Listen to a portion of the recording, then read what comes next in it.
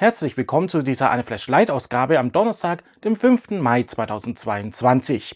Heute haben wir wieder interessante Themen für euch. Unter anderem gibt es zwei Aufreger, die die Anime-Community wirklich zur Weißglut bringen. Der Start von Isekai Yakiyoku steht fest und vielen weiteren interessanten Themen. Also, lasst uns loslegen!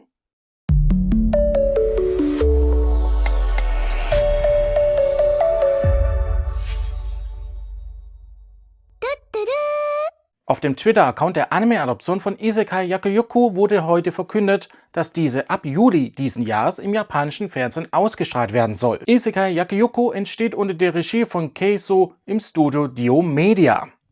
Die Anime-Serie adoptiert die gleichnamige Light Novel von Liz Takayama, welche seit Januar 2016 mit Zeichnungen von Keep Out in Japan veröffentlicht wird.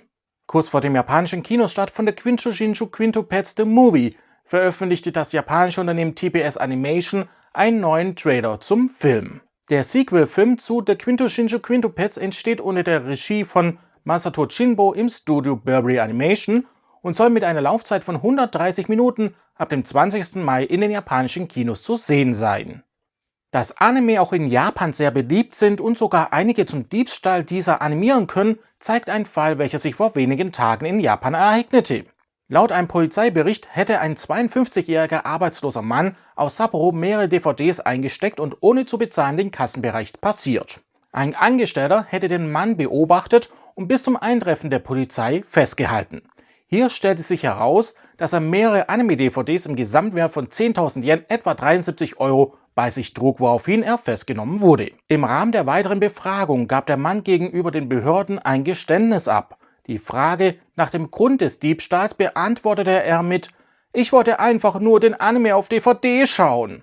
Innerhalb der Anime-Community gab es viele Kommentare, welche abwertend gegenüber des Alters des Mannes zielten. Doch wie seht ihr das? Ist es verwerflich, mit 52 Jahren noch Anime zu schauen? Abgesehen von diesem Diebstahl, der wirklich verwerflich ist. Kommen wir zu einem Isekai-Comedy-Anime, der ganz China in Aufruhr gebracht hat: Yaboy Kongmi. Der Anime erfreut sich großer Beliebtheit und ist sicherlich der Überraschungshit in der aktuell laufenden Frühjahrsseason. Nun rückt jedoch eine Szene in den Fokus, die eine vermeintliche Beleidigung gegenüber China darstellen soll. So erleben die Twitter-Accounts der Anime-Adoption von Yaboy Kongmi und deren Produktionsstudio PA Works aktuell turbulente Zeiten und werden regelrecht zugespammt mit Beschwerden, dass der Anime angeblich China beleidigt hätte. Hauptsächlich geht es um die dritte Episode des Anime. In dieser wird ein LKW mit dem Kennzeichen 47-291 dargestellt. Eine Zahlenfolge, die als Wortspiel in der japanischen Gesellschaft hinreichend bekannt ist. Auf Japanisch ausgesprochen liest sich die Zahlenfolge nämlich als China Nikui, was übersetzt so viel wie I hate China bedeutet, wobei China eine negativ behaftete Bezeichnung für China ist. Außerdem richtet sich die Kritik seitens China explizit an die Anime-Adoption und das Anime-Studio, da das entsprechende Kennzeichen im Originalmanga nicht vorkam. Auf diese Tatsache stützen sich auch die Anschuldigungen, dass es sich bei der Zahlenfolge auf dem Kennzeichen somit nicht um einen Zufall, sondern um pure Absicht handeln müsse, China eben zu verleugnen. Japanische Fans hingegen behaupten, dass dies keine geheime Hassbotschaft an China ist, sondern sich auf einen Fall bezieht, der sich letztes Jahr in Japan ereignete, als ein Unternehmen 47.291 Fahrzeuge wegen eines Problems zurückrufen musste. Ironischerweise muss man dazu sagen, dass Twitter in China grundsätzlich unzugänglich ist und dass Yaboy Kongmi vom chinesischen Streamingdienst Bilibili lediglich in Hongkong und Taiwan, nicht aber in China gestreamt wird. Eine Stellungnahme seitens PA Works steht allerdings noch aus. Hierzulande läuft der Anime seit dem 5. April mit englischen Untertiteln auf HIDIVE im Simulcast.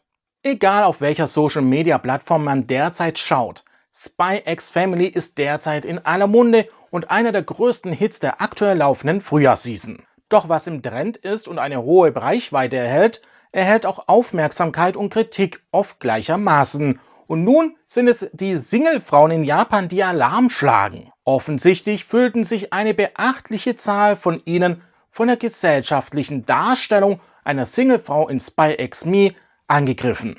Im Speziellen geht es um die zweite Episode und den Auftritt des beliebten Charakters Yor Briar. Ich hoffe, das war richtig. Sie wird von ihren Kolleginnen verspottet, weil sie mit 27 Jahren immer noch Single ist.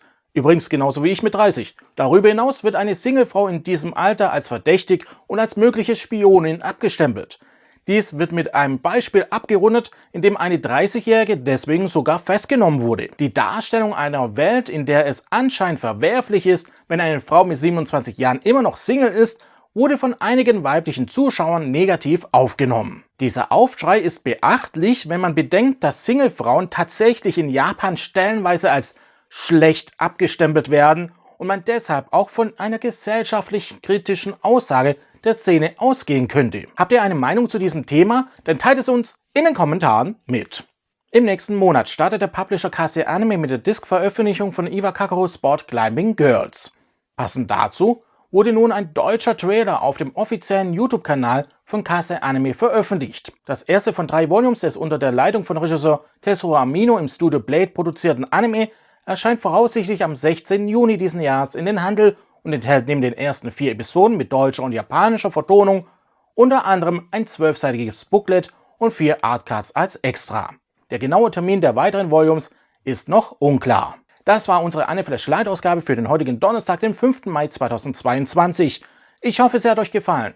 Wenn ja, würde ich mich über einen Daumen nach oben, Kommentar in den Kommentaren sowie einem Abo sehr freuen. Aktiviert auch die Glocke, um kein Video mehr zu verpassen und stellt sie auf alle Benachrichtigungen ein, damit ihr auch wirklich über jedes Video benachrichtigt werdet. Wir sehen uns dann am Sonntag zu einer neuen Aniflash Ausgabe. Bis dahin, macht's nicht gut, macht's besser. Ciao.